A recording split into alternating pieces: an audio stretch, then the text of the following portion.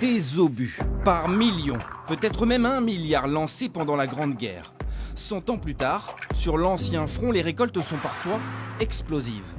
Mais ces obus ont-ils encore un impact sur la terre ou sur l'eau? Pour le savoir, on a trouvé cette thèse de pharmacie, la seule étude sur le sujet en Picardie. Plusieurs fois, on a essayé d'interviewer son auteur. Sa réponse a été surprenante. Je ne veux pas être celui par qui le scandale arrive. Un scandale, rien que ça. Mais de quoi parle-t-on? Les chercheurs ont bien trouvé dans l'eau du perchlorate, un perturbateur endocrinien bien connu dans le Nord et le Pas-de-Calais dès 2012. D'abord donc cet arrêté qui restreint la consommation d'eau du robinet pour les femmes enceintes et les nourrissons. Il concerne 544 communes de la région et plus d'1 million d'habitants. Ce sont des ions qui n'ont pas d'effet cancérigène ni mutagène, mais qui peuvent avoir des effets sur le développement de la thyroïde. Des arrêtés dans le Nord-Pas-de-Calais, rien en Picardie. On vous a préparé cette carte. En orange, l'eau du robinet est interdite pour les nourrissons. En rouge, aussi pour les femmes enceintes. Les perchlorates suivent bien le front de 14-18, même en Picardie, comme à Écancour. Ici, pas d'arrêté préfectoral, mais qu'est-ce que ça change? Sur la mairie, par exemple, les analyses d'eau ne mentionnent pas du tout le perchlorate, et pourtant, Écancour est bien dans le rouge. Donc les femmes enceintes et allaitantes ne peuvent pas boire l'eau. Et au-dessus de 4, c'est les nourrissons de moins de 6 mois. Donc vous, votre rôle de maire, c'est quoi là? C'est d'informer la population au maximum. Comment vous faites? Par Internet. À votre connaissance, il y a des gens qui sont malades de la thyroïde dans votre village? À ma connaissance, non. Non. Non, vraiment. Une habitante malade et qui veut rester anonyme ne fait pas le même constat. Moi, j'ai mon travail, j'ai des soucis aussi, je connais, oui, encore des gens qui ont des soucis. Dans le village? Oui, c'est dans le village. Et vous avez consommé l'eau du robinet? Moi, j'en consomme depuis toujours, parce que je suis venu ici, quasiment. Mais d'où vient cette pollution? On a fait un petit test. Est-ce qu'on pourrait faire une analyse d'eau chez vous? Oui, pas de souci. Pour comparer l'eau du robinet et l'eau d'un forage agricole situé à 500 mètres du captage municipal.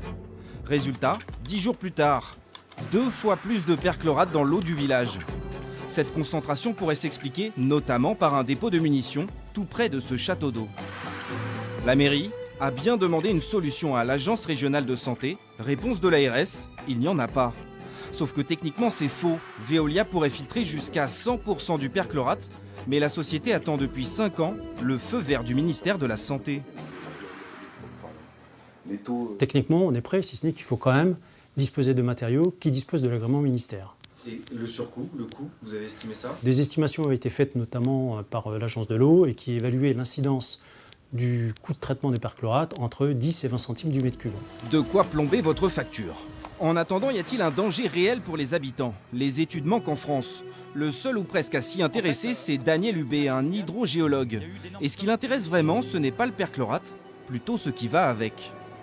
Ces perchlorates ne représentaient qu'entre 1/6 et 1/8 des explosifs utilisés pendant la Grande Guerre. S'il y a des perchlorates en très grande concentration à un endroit, il y a potentiellement autre chose avec. Oui, tout à fait.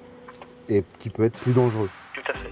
Certaines substances dérivées du TNT. Des dérivés du TNT, potentiellement cancérogènes.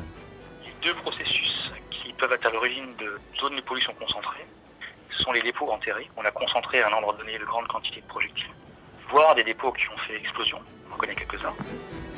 Reprenons notre carte. Un secteur en rouge contaminé et loin du front attire notre attention. Direction Donléger. Robert Yvon est notre guide. À 92 ans, c'est la mémoire du village. Le chèche-bois qui est là-bas, à gauche. C'est une histoire presque oubliée. Robert Yvon nous emmène au bois brûlé. Au lendemain de la guerre, des quantités considérables de munitions y ont été détruites.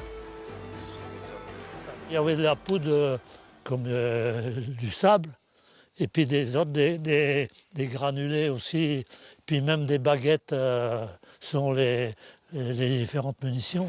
Un peu plus loin, dans ce champ de betteraves, sur près de 2 km, se trouvait une usine de désarmement. Des obus stockés par milliers, découpés puis détruits. Mais cette activité à Donléger n'a duré qu'1 an.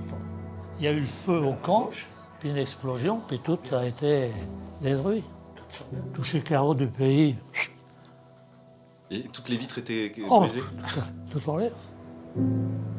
De la poudre, des perchlorates, mais aussi peut-être des métaux lourds infusés pendant un siècle dans le sol. Il est peut-être là le scandale. Ces obus par milliers enterrés par l'armée, un héritage oublié de la Grande Guerre. On avait attaqué avec enthousiasme et c'est l'échec.